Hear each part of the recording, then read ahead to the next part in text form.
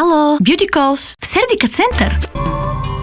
Пак съм в Сердика център, само че този път се намирам на едно прекрасно място, наречено Тино, където правят прически, маникюри и въобще с лично отношение си грижат за нашата красота. Искам да ви запозная с Ева, на която сега ще задам най-трудните въпроси.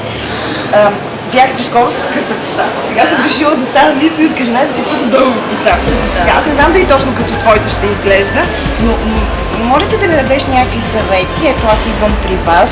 Какво мога да освежа, да променя при косата си, да речем като цвят? Може примерно да вкараме някакви по-тъмни кичурчета. По-тъмни, а в топла гама или нещо студено? Вече в зависимост от това, което харесате вие. Ева, има ли някаква тенденция за това колко да е дълга косата, по-дълги коси, по-средни къси? Може ли се каже, че нещо в момента е по-модерно от другото? Да, в принцип този сезон са много актуални каретата, късите прически, кичурите. Аха. Ама така смисъл да се вижда вратлето? И вече зависимо по-дължина? Да, вече той има много видове каре, зависимо. А бритоните? Да, също. Екстеншените продължават ли да бъдат актуални? Ох, слава Богу!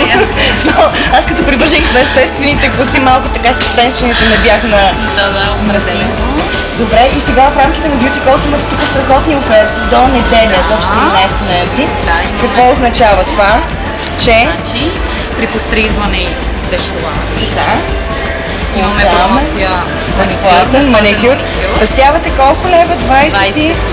Така. А ако си бладисам косата? Изпане, получавате безплатен сешуар, в зависимост от косата, на къса коса 25 лева, на дълга 35 лева. Искате ли да спестите тези пари? Аз лично ви съветвам да го направите. Побързите до неделя в рамките на Beauty Calls. Освен това печелите шанса да участвате в томболата. Там има 10 награди, за които повече може да прочетете и на сайта на Radio FM+.